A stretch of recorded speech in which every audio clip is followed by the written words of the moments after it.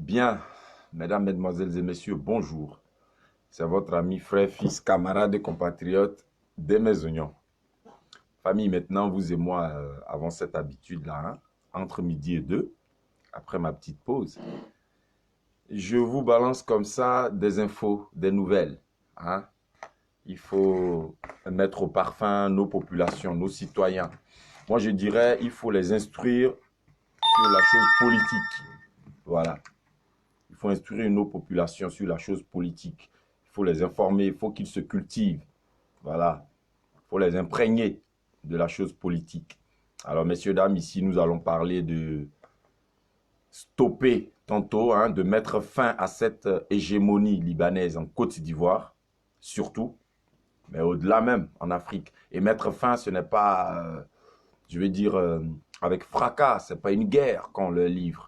C'est quelque chose qui se doit d'être fait avec beaucoup de simplicité, mais je dirais avec des réformes, d'accord, et avec une politique industrielle dans nos États qui mettent en avant l'entrepreneuriat, mais des Ivoiriens, des autochtones. Par la suite, on parlera aux halogènes, aux investisseurs. Mais il ne faut pas tout de suite... Patricia Akomian, bonjour. Yomo Kaku, sois salué. Oncle Gomes, sois salué. Roger Mackenzie, bonjour. Marcel Lecor, soyez salué. Alors, si vous lisez l'intitulé, hein, vous verrez que ici, Bijoux d'Afrique, sois salué, frère. Modeste Duoning, sois salué. Je dis ici qu'il faut mettre fin à l'hégémonie libanaise en Afrique, surtout en Côte d'Ivoire. Modeste Duoning, je te resalue. Bethleman Paul, sois salué. Doué Charles, salut frère. La Flamme Jossi, salut. Grace Queen, salut ma soeur. Roger Mackenzie, bonjour frère. Frère, je sais, il est là, hein, le dossier. C'est pas comme si des mes oignons. Canel Nguessan, sois salué. Je salue tout le monde. Cricket, sois salué. Bien. Famille, voici ça ici. Voilà. Et pour vous dire quoi? Je n'invente rien. Voilà. Le monsieur, il a fait son constat, hein, la diaspora libanaise en Afrique. Énième présence hégémonique. Il pose une question. Une énième présence hégémonique. Il s'appelle Nsi Mabatou. Voilà, il a fait son constat. La Flamme Jossi, je te resalue. Dida de Divo, Ayoka Bayou. Be yourself. Bonjour. Yeah, I will stay myself, you know. Gedi Obokwe, Ebari. Modeste Douaning, salut encore. JF Obeng, sois salué, frère. Mano Yoko, salut. Rodolphe, bonjour. Idrissa Di Badri, je te salue. Fulgence Adjoumani, bonjour. Soumana Ouattara. Frère, même si tu es un Ouattara, je te salue. C'est Drama Ouattara qui m'énerve. Hein? Sinon, les Ouattara, c'est nos parents. Sois salué, Soumana Ouattara. Qu'est-ce qu'il y a? Famille, je vais vous dire. Ici, il est question, comme je vous disais, de parler de mettre fin à l'hégémonie des Libanais. D'accord? Et quand je dis mettre fin, ce n'est pas pour soulever des polémiques. C'est pour Bruno Yoro, soit salué. C'est pour tout simplement dire que les Libanais, vous savez, c'est un pays déjà de 6 millions d'habitants. Vous pourrez aller vous renseigner. Mais avec une diaspora de pratiquement 14 millions vivant à l'extérieur de leur pays là-bas. D'accord, frères et sœurs? Donc, on compte 400 000 Libanais en Côte d'Ivoire. En Afrique, pardon. Il ne faut pas que j'abuse. Hein. On compte 400 000 Libanais en Afrique. Valère Sinclair, sois salué. Aïzi Marius, bonjour. Vous savez, aujourd'hui, dans de nombreux pays africains, les Libanais sont devenus intouchables. Et on dira insubmersibles. N'est-ce pas? Oshirashi de Corée, salut frère. Elali Talo, sois salué. Elali. Famille, on va aller à la genèse de cette histoire. Vous savez, l'arrivée des Libanais en Afrique est dictée par le besoin de faire du commerce. Voilà. on trouve les premières traces libanaises en 1890, principalement en Afrique de l'Ouest. Voilà, il faut dire ce qui est. Anissé Lagui, soit salué. Manu Piekoura, je te salue. Bingue sans Ange Alex, sois salué, frère. Zouk LG, je te salue.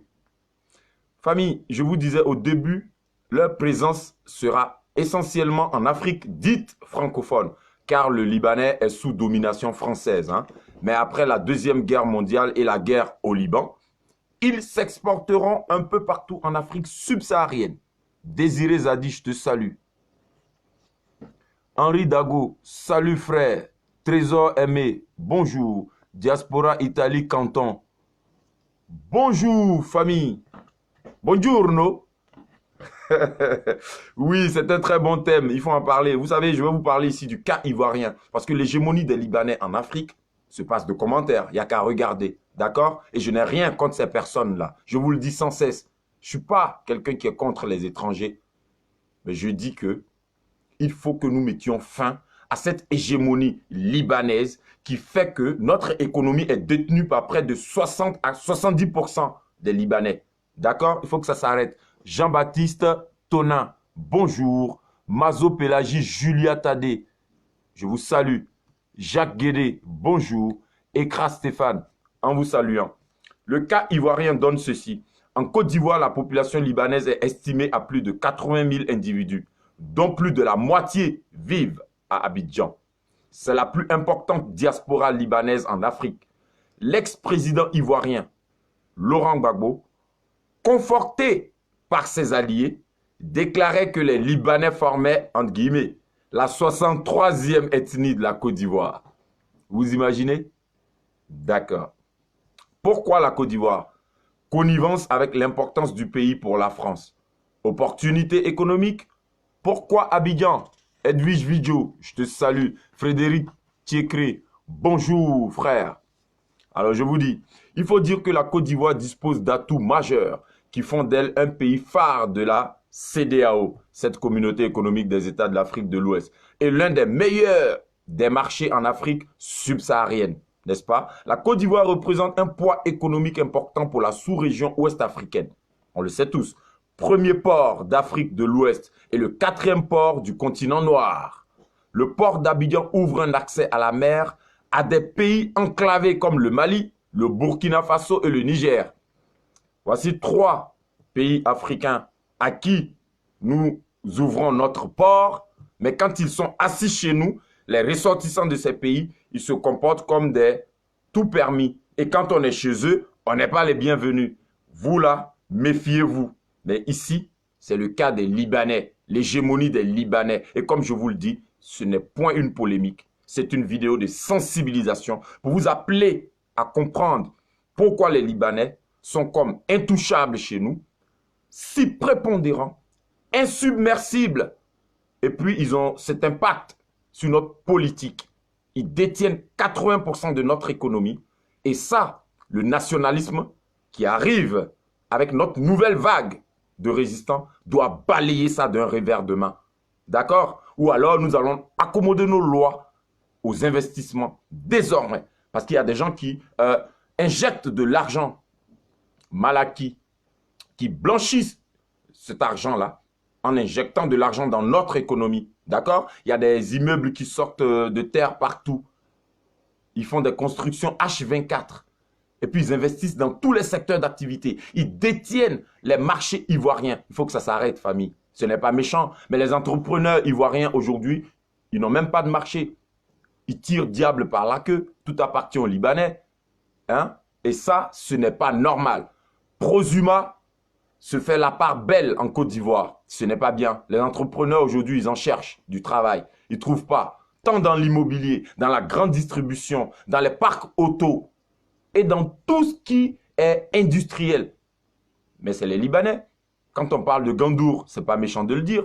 Les Farhat frères, c'est pas méchant de le dire. Les Hayat, c'est pas méchant de le dire. Cap Sud, c'est pas méchant de le dire. Le cacao, le café, c'est pas méchant de le dire. Et il est aussi gentil de dire que les Libanais, chez eux, ils nous jettent par la fenêtre. Parce qu'ils n'aiment pas les Noirs. Bon, je continue ce que je disais. Parce que famille, ce n'est pas un jeu. Jean-Axel Brière, je te salue. Je dis cela pour que nous nous réveillions. D'accord? Bon. Vous savez quoi? La patrie où tu réussis a été le leitmotiv des deux plus grandes familles libanaises installées en Côte d'Ivoire. Voilà, c'est comme ça. Ta patrie, là où tu réussis, a été le leitmotiv des deux plus grandes familles libanaises installées en Côte d'Ivoire. C'est-à-dire les Omaïs, pionniers dans l'industrie plastique. Donc Sotissi, là, hein, vous connaissez, les Omaïs, créés en 1972. Allez savoir, depuis 1972, Diaby Gaoussou, soit salué, Kouadio Yao, Antipa.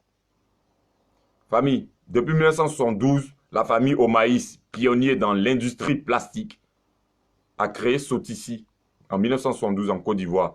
Et dans l'hôtellerie, Hôtel Tiama, ça vous dit quelque chose? Et la famille Fakri, on a des amis ici, c'est des Fakri. Très bien. Installés depuis environ 100 ans.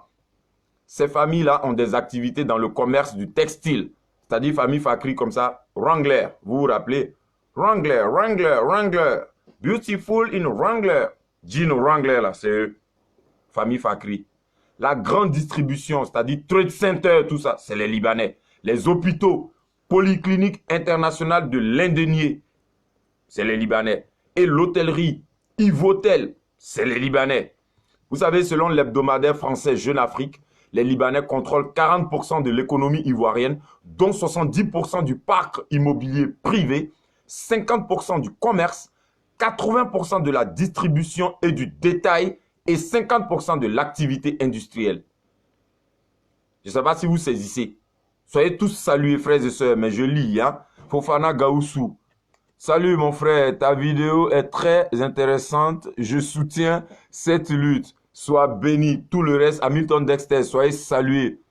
Ah, frère, Wrangler, c'est eux qui fabriquent. Berukia. Ouais, non, c'est Wrangler, ni. Aïe, c'est les Libanais qui font Wrangler. Beautiful in Wrangler. Et puis on nous montrait ça à la télé. Quand t'es petit, on disait Wrangler.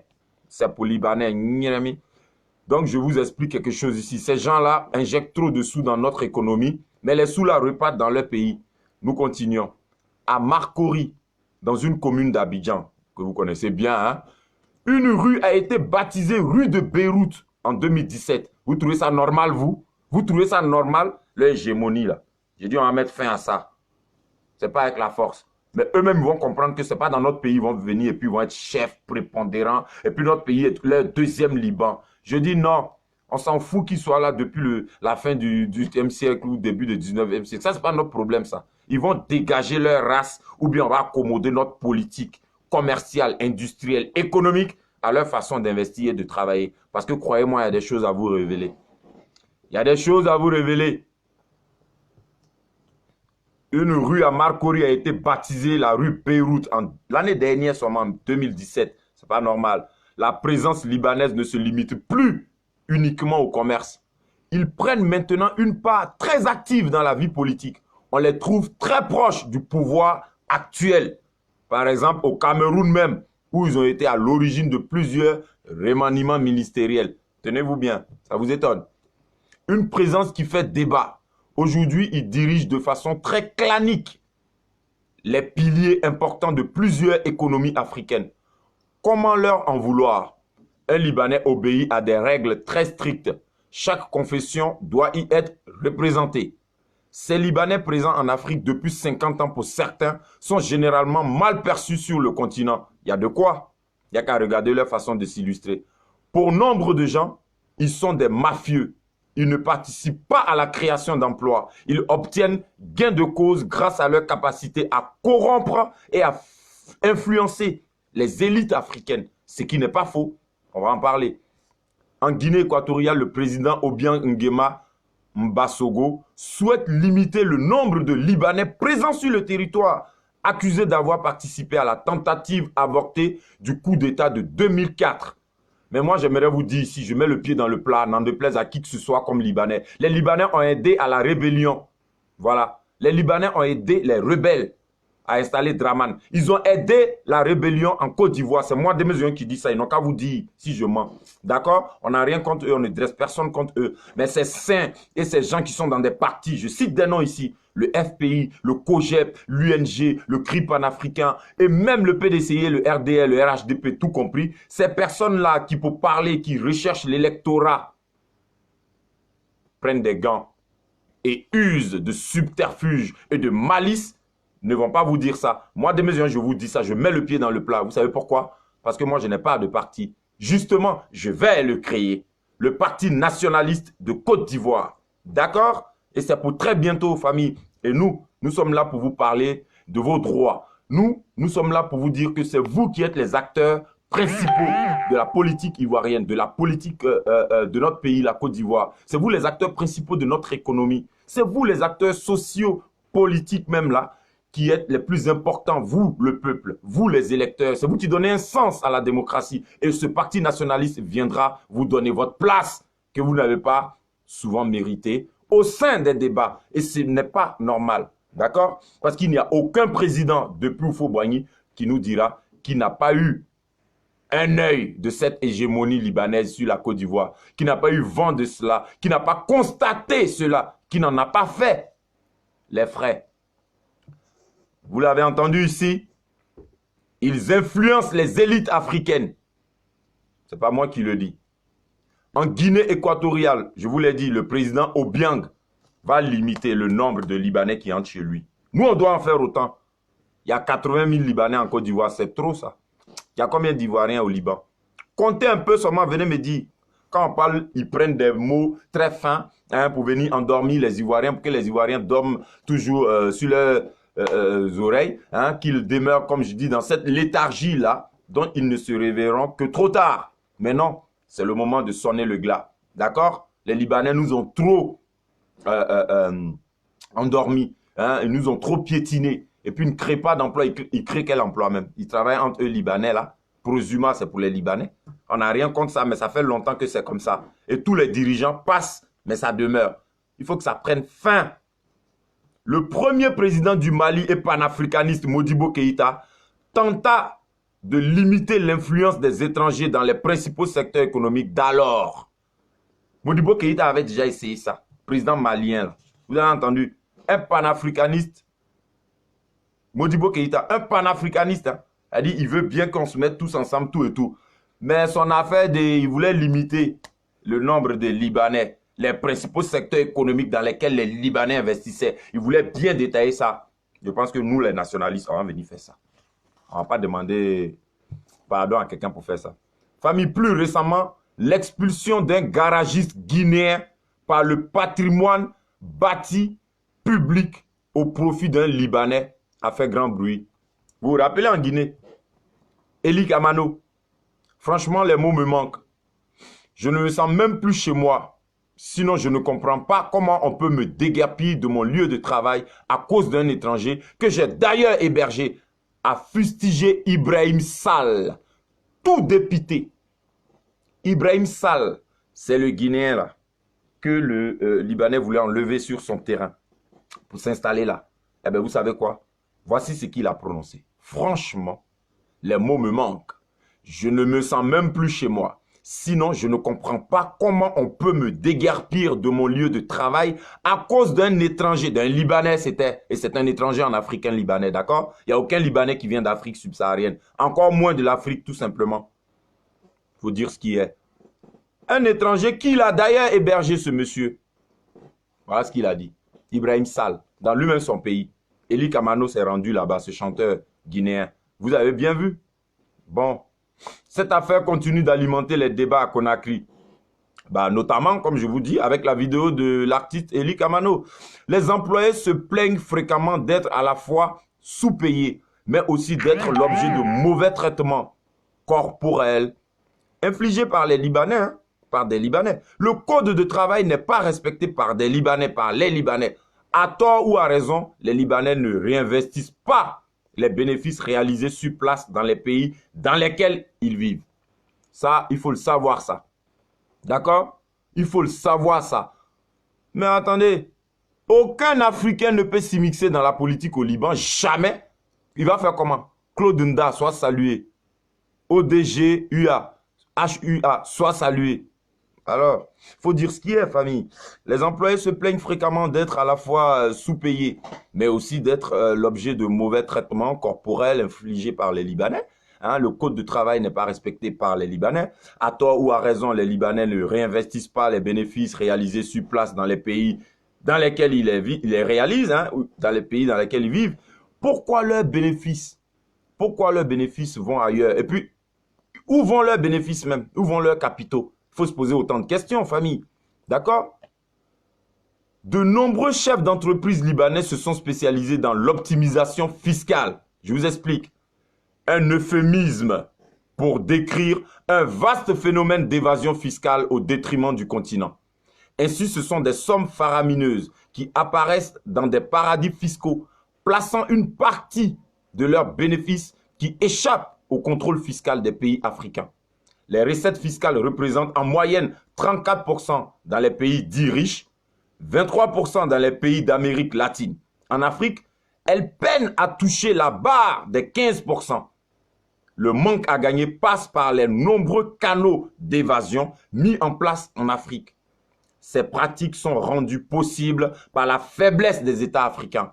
Néanmoins, ils sont la preuve que l'on peut réussir en Afrique car ils se sont installés sans le soutien du gouvernement libanais, mais avec la bienveillance française. Aujourd'hui, nous avons une élite africaine qui peut produire les mêmes résultats si nos États africains venaient à leur donner l'opportunité de s'exprimer, ce qu'ils ne font pas, n'est-ce pas? Les gouvernements africains doivent repenser dans quelle mesure travailler avec ces soi-disant investisseurs, privilégier les acteurs locaux.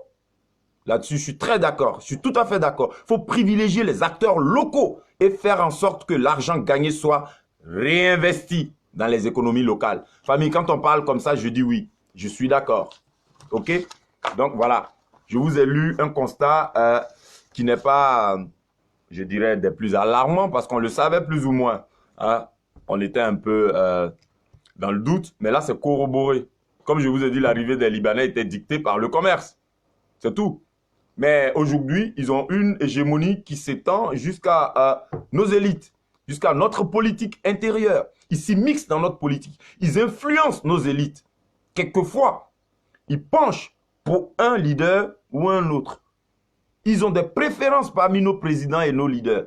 Ils aident même à la rébellion. Ils ont aidé les rebelles. Et c'est des mesures qui disent, allez leur demander. Allez leur demander. Les Libanais de Côte d'Ivoire ont aidé la rébellion. D'accord? N'importe quoi. Vous croyez qu'on va faire réconciliation, on va venir s'asseoir et on ne va pas parler? On va se regarder, on va dire, bon, on tolère, on laisse tomber tout ce qui s'est passé et on ferme nos bouches. On va dénoncer, on va parler pour que tout le monde sache. D'accord? Voilà. Et à la suite de ça, on va reformer, je dirais, on va revoir nos lois qui concernent les investissements, qui concernent même la création d'une industrie. Toutes nos lois commerciales, tout ce qui a trait à l'industrie en Côte d'Ivoire, on va revoir ça. Voilà. Parce que les Libanais ont tous les marchés. Les jeunes entrepreneurs ivoiriens aujourd'hui, ils peinent à décrocher un marché. Et quand ils le décrochent, allez voir combien ça leur coûte. C'est pas normal. Encore faut-il le décrocher. Sinon, tout est remis aux Libanais. Que ce soit dans l'immobilier, que ce soit dans l'industrie textile, que ce soit dans l'industrie alimentaire, le gros, le détail, tout ce que vous voulez. Mais c'est les Libanais qui détiennent notre économie purée. Et ça, c'est pas normal. Les nationalistes vont balayer tout ça. Parce que nous, les nationalistes, nous allons venir faire en sorte qu'il y ait des canevas. C'est-à-dire, on va, comme je disais, on va, j'aime bien dire ça, on va pavoiser nos lois. Voilà, on va faire en sorte que nos lois là ne soient pas des lois qui donnent comme ça champ libre à n'importe qui arrive d'investir. Et il investit le doigt dans le nez, il peut prendre les capitaux, aller financer le Hezbollah s'il en a envie. Hein? Ils ont fermé Cause. Allez leur demander pourquoi ils ont fermé Cause. Opérateur téléphonique là, allez lui demander. Aux Libanais là, allez leur demander pourquoi ils ont fermé Cause. Hein, Cause là, ils ont fermé. Allez leur demander pourquoi ils ont fermé. Ivoiriens d'abord, c'est sur ça on est maintenant. Allez leur demander. Mais quelqu'un n'a qu'à me dire ici, pourquoi ils ont fermé Cause. Hein? Allô, Abidjan là-bas là. Hein? Opérateur téléphonique là. Ils ont fermé, non? Mais est-ce qu'ils vous ont dit pourquoi ils ont fermé? S'ils ont réouvert aussi, ils vous ont pas dit pourquoi ils ont réouvert. Allez leur demander. Vous ne savez pas. Eh bien, cause là, ceux qui sont derrière là, les Libanais qui sont amis à eux, qui sont associés là, ils prennent l'argent là et puis ils financent des factions armées. D'accord? Ils financent le Hezbollah. Ou quoi qu'on a peur de parler. Eh famille, moi je dis et puis je répète et puis écoutez-moi très bien.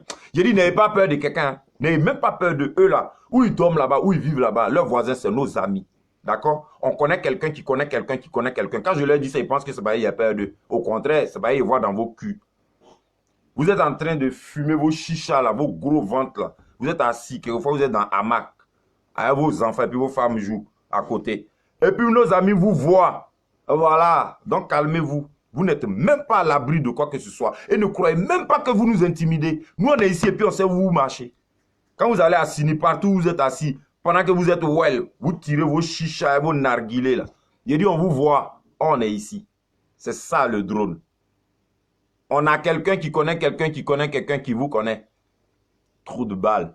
Je n'ai rien contre les Libanais, mais je dis, ils me gonflent en ce moment avec cette hégémonie qui perdure, et il y a une vague de Libanais qui se ramène encore pour nous assujettir. Parce que pour eux, ils sont chez nous pour faire le commerce. Ils ne sont pas là pour faire le commerce. Hein. Ceux-là, si on peut leur donner un pays, même dans notre pays, ils vont être contents. On prend une ville, et puis on leur donne, prenez un cadeau, ça c'est votre Liban, Ivoire. Ils vont être contents. Comment ça, en Côte d'Ivoire, il peut y avoir une rue qui s'appelle Beyrouth? Pourquoi? Il y a quelle rue là-bas au Liban qui s'appelle Côte d'Ivoire? Ou qui s'appelle peut-être Boaké ou Danané? Il y a quelle rue? N'importe quoi. On est chez les gens, ils sont chez nous et puis se comportent, on dirait, chez eux. Et chez eux, nous, on ne se comporte pas comme chez nous. Déjà, on n'est même pas les bienvenus chez eux. Oh, bah, attendez, je crois qu'il va falloir qu'on se lève un peu. Hein. Parce que les Libanais influencent notre secteur économique. Hein. Ils injectent de l'argent dedans, on ne sait pas d'où ils sortent cet argent-là. Il y a des blanchiments d'argent aussi qui sont faits, famille, il faut le dire. Parce que sur 2 à 3 kilomètres comme ça, vous avez 4 à 5 kebabs, shawarma, un café de thé ou je ne sais quoi, des salons climatisés. Mais ça marche comment? Ça fonctionne? Vous voyez plein d'hommes afflués là-bas? Même pas. Mais ils ont de grosses maisons, de grosses voitures, ils sont opulents. C'est du blanchiment d'argent, ça. D'accord? Ils injectent de l'argent sale dans notre économie. Et après, cet argent retourne au Liban. Ils font quoi de bon avec? Pour financer des factions armées, pour venir soutenir des rébellions et fomenter des petites guéguerres entre nos élites, entre nos leaders. On n'en a plus besoin quand c'est comme ça. D'accord? Et prosumment, on va le nationaliser.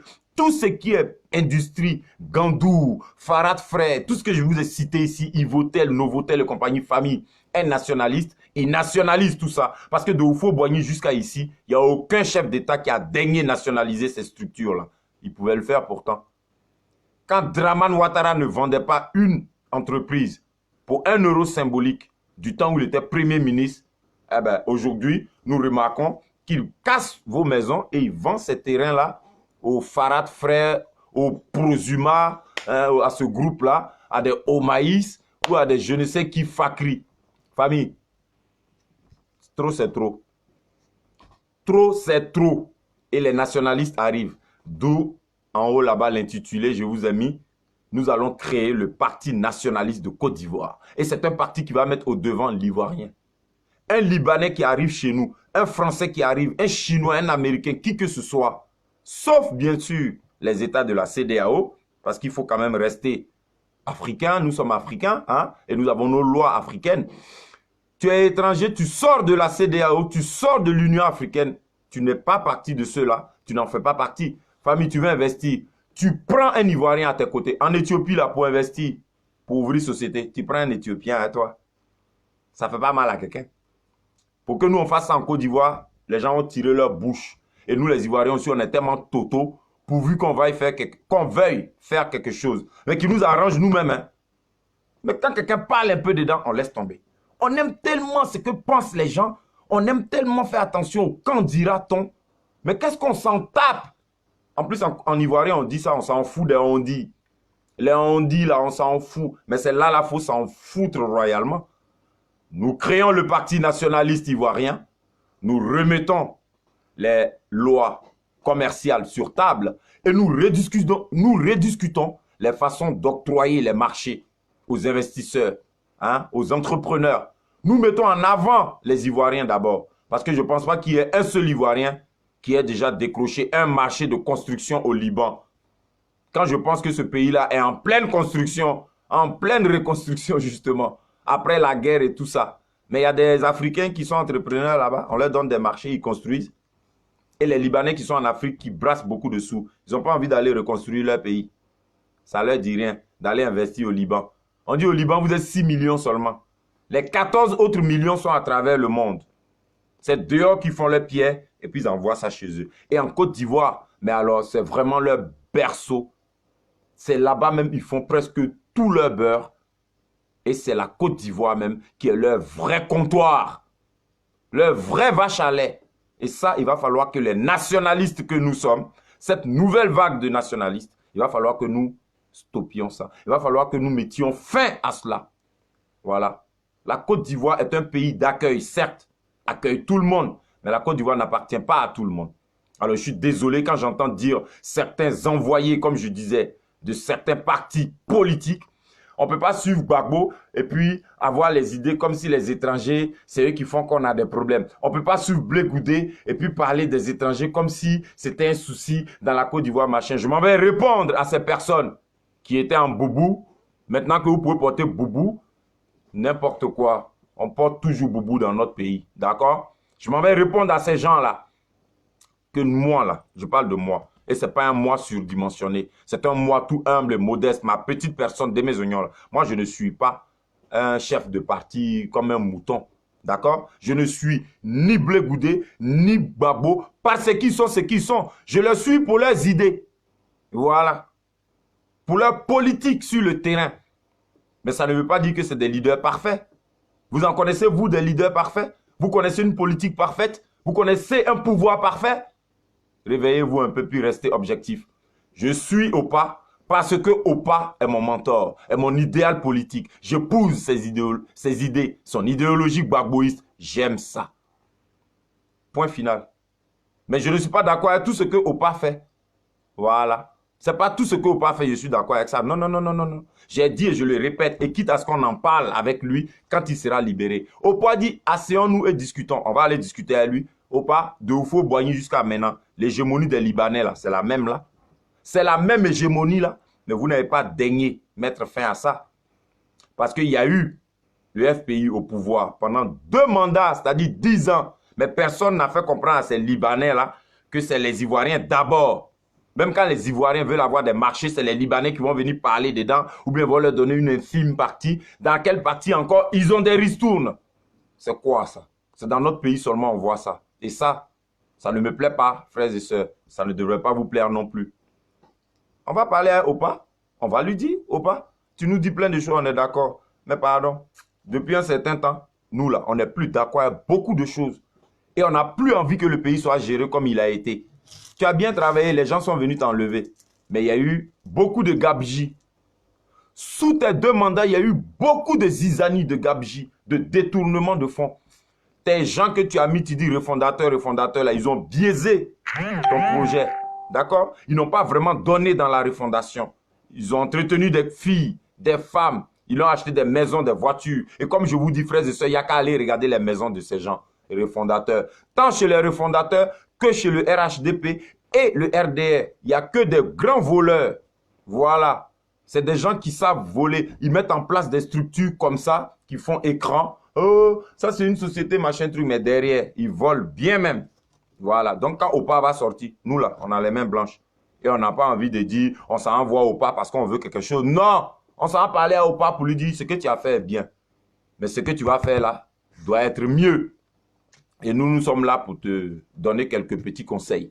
Pour te parler de ce qu'on a vécu chez les Blancs. Ou toi-même tu as vécu. Et il y a des choses qu'on peut faire chez nous, mais on ne sait pas pourquoi vous ne le faites pas. C'est pour ça qu'on vient pour discuter avec toi, Opa. D'accord? Donc nous là, on va aller parler à Opa. Parce que le nationalisme aide les Africains. Au moins le nationalisme met l'Africain devant, avant l'étranger. Les Blancs, les Libanais, les Chinois, les Arabes qui viennent de je ne sais où. Là. On va mettre les Africains devant d'abord. Et puis après ceux-là, on va voir pour eux. Parce que c'est comme ça, ils agissent chez eux. Les Français, quand ils ont des marchés là-bas, ça se passe entre sociétés françaises. Voilà. Quand M. Dupont a un marché, il cherche la société qui serait géré par monsieur Benoît Duré ou qui serait géré par madame Larivière Céline. Si elle peut lui faire ça, bah, il lui vend, il lui donne le marché. Et puis ça se passe entre Français, entre Européens. Et les Libanais, ils en font autant. Voilà.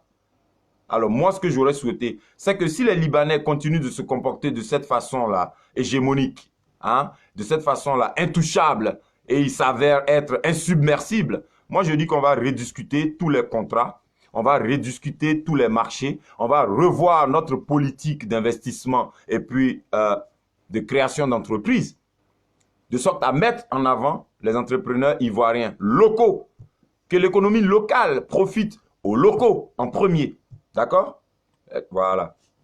Donc, famille, c'est de ça que j'ai voulu parler ici. Je n'ai rien contre les Libanais, mais leur hégémonie commence un peu à... Hein? Ça suffit, ça suffit. Honnêtement, ça suffit. C'est un pays africain, c'est un pays black. C'est la Côte d'Ivoire. Notre terre à nous, là. Non, les Libanais ne vont pas venir faire comme si c'est chez eux. Ils développent notre pays comment? Si vous pouvez me dire ça ici. Ils développent ça comment? Ils ont leur propre mosquée. Ils ont leur propre école. Ils veulent avoir leur propre quartier. Il n'y a qu'à aller en zone 4, à Biétry. Allez regarder. Les maisons coûtent la peau des fesses. Les maisons coûtent super cher.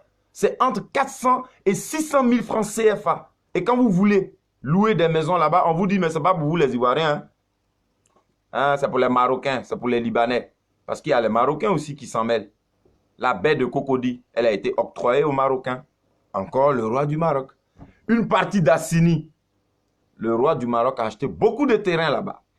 Tout ça là, famille, nous les nationalistes, on rentre, on nationalise ça, on leur donne leur argent et s'ils ne sont pas contents, c'est ce que je vous dis et je le répète, ils se cassent bite sous le bras chez eux. Chacun a son pays. Voilà. Mais on n'a pas à laisser notre pays comme ça être géré par des étrangers. Ce n'est pas possible. Je comprends pourquoi les gens vont toujours se mêler de notre politique et ils vont sembler intouchables. Ils vous sortent des flingues, ils vous intimident. Ah, voilà ça. Tiens, on a vu un Libanais faire ça ici. Jean-Louis l'influence, Johnny Pacheco. Hein, s'il le voit, il va le buter. Regardez. Certains qui disent, je vais donner l'argent à Ouattao, il va te mettre en prison. D'autres même qui jettent des Ivoiriens dehors pour s'approprier leur maison, pour s'accaparer leurs biens. La famille Bondi, pour ne citer que ceux-là. Maintenant, allez chercher plusieurs cas de Libanais comme ça. Allez regarder. Non, mais n'importe quoi. Famille, moi, j'ai rien contre les Libanais. J'ai beaucoup contre leur façon de se comporter dans notre pays. Oui, oui, oui, je suis remonté contre leur manière de croire qu'ils sont tout permis chez nous. Ou même chez nous, c'est devenu chez eux. Ça ne me plaît pas, ça. Et je vois les Ivoiriens, vous faites comme s'il n'y a rien. Vous les regardez. Vous les regardez. Pour que ça ressemble à ces Blancs qui sont partis depuis, je ne sais pas, là-bas, leur grand trek, Néderlande, quand c'était encore la Hollande à l'ancienne, les Bourses, là, les Afrikaners, là. 1600, je ne sais pas combien, là, avec Cécile Rhodes. Et puis ils sont arrivés en Afrique du Sud. Vous voulez que ce soit comme ça? Puisque ces gens-là sont installés chez nous depuis 1890 presque. Ah oui, oui, oui, les premières traces remontent à ça, dans les pays francophones. C'est pour ça qu'il faut Boigny a dit les Libanais. Ils sont en Côte d'Ivoire depuis avant les indépendances. Pendant même que lui, il faut Boigny, il est là lutter derrière les Blancs. Les Libanais sont là. Ça ne suffit pas. Ça ne suffit pas. Ils ne peuvent pas rentrer chez eux un peu. Et puis nous-mêmes, on doit mettre des règles aussi d'immigration. Qu'est-ce qu'il y a? Pour aller chez les gens, ils mettent des règles, des lois. Nous aussi, on va mettre aussi. Ce n'est pas parce qu'ils ont peau blanche, on s'en fout royalement. Ils ont choisi d'être comme ils sont là. Non, ils sont devenus comment? Ils sont nés comment? Ah ben voilà. Nous, on est fiers d'être chez nous. On est fiers d'être noirs. Mais on va aussi réguler cette immigration. Oui.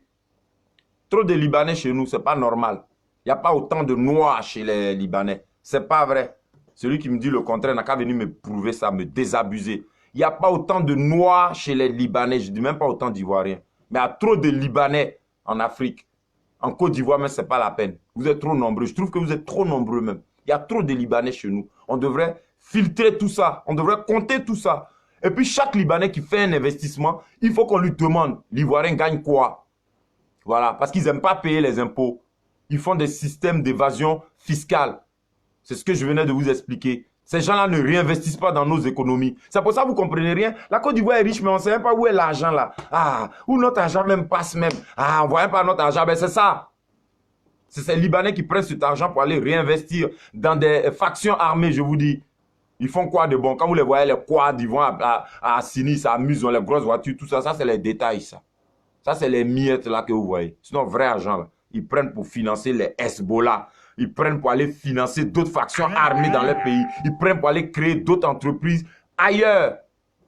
Ou bien ils prennent carrément pour influencer certaines élites politiques de notre pays, de notre continent, pour influencer l'échiquier politique national. Voilà. De la région et la sous-région, c'est tout. Sinon, ils font quoi d'autre? Ils font quoi d'autre? Et ce n'est aucune bravoure de dire ils sont venus, se sont installés, personne ne les a aidés parce qu'ils quittaient chez eux pour venir chez les gens. Qui n'a qu'à les aider? Nous, on est en France, il y a qui nous aide? On rame comme on peut. L'État français nous a aidés. C'est la diaspora libanaise. Ils sont partis de chez eux sans se chercher. Donc, il n'y a pas de bravoure là. Moi, je dis juste, il faut mettre l'intérêt local en avant. L'intérêt national en avant. Un Libanais a une société, ça veut dire qu'il s'associe à un Ivoirien. Lui, tout seul comme ça, ouvrir une entreprise. Voilà, les fonds vont ailleurs, on ne peut pas contrôler. On ne peut pas. Ils volent chez nous, ils envoient chez eux. Ils s'en vont faire n'importe quelle magouille, micmac, ils prennent l'argent, ils viennent injecter ça dans notre économie. Et ils ne payent pas les impôts. Et nous les regardons. Un Ivoirien, un étranger pour une entreprise industrielle. Un étranger, il faut un Ivoirien pour ouvrir une entreprise industrielle. La nationalisation des entreprises étrangères. Voilà ce que Démé Oignon dit. On va nationaliser les grands groupes. Ce n'est pas normal que ce soit un Libanais qui nous fasse la grande distribution. C'est inacceptable que ce soit un Libanais qui nous produise des parfums, c'est-à-dire Gandour. C'est inacceptable que ce soit les Libanais qui soient à la base même de nos constructions, qui donnent dans l'immobilier et qui détiennent 50% de l'immobilier, voire 70% du parc automobile. C'est pas normal ces choses. La famille, vous avez vu ça où? Moi, venez me répondre, vous avez vu ça où? En France, ici, vous regardez, c'est ça. Vous êtes parti au Liban même, c'est comme ça là-bas. Mais qu'est-ce qu'il y a? Et ça va être comme ça en Côte d'Ivoire. Et pendant combien de temps? C'est pour ça que je fais cette vidéo, pour vous dire, les Libanais ne sont pas notre problème. Mais les Libanais font partie de nos problèmes. Messieurs, dames, je vais m'arrêter là parce que je vais reprendre à travailler. J'ai encore 5 petites minutes. Mais je voulais vous dire ici qu'il faut insister sur cet élan nationaliste, hein, sur ce parti nationaliste que j'aimerais voir créer. Avec votre aide, hein, Guy Baflan, soit salué. Chantal Lekweli, soit salué. Mais oui, bah écoutez, ils font partie des populations qui ont installé les rebelles au pouvoir. Il faut dire ce que vous savez, il faut l'écrire ici. On sait que les Libanais ont donné dans la rébellion. Oui, ils ont donné à la rébellion. Ils ont aidé la rébellion. Et quand les gens sont en train de parler, ils sont là, ouais, faut pas qu'on parle comme si on était contre les étrangers, machin. Démé Oignon n'a jamais dit qu'il était contre les étrangers. Mais Démé Oignon, il n'est dans aucun parti. Son parti va le créer justement. Donc quand Démé Oignon, il ne parle pas pour s'attirer un électorat quelconque.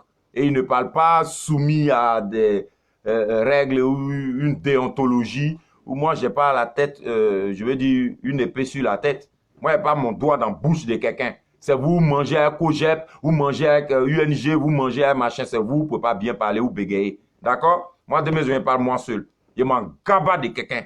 Et ceux qui n'est pas content, je vais reparler. Aujourd'hui, même à 20 h, je vous donne rendez-vous, famille.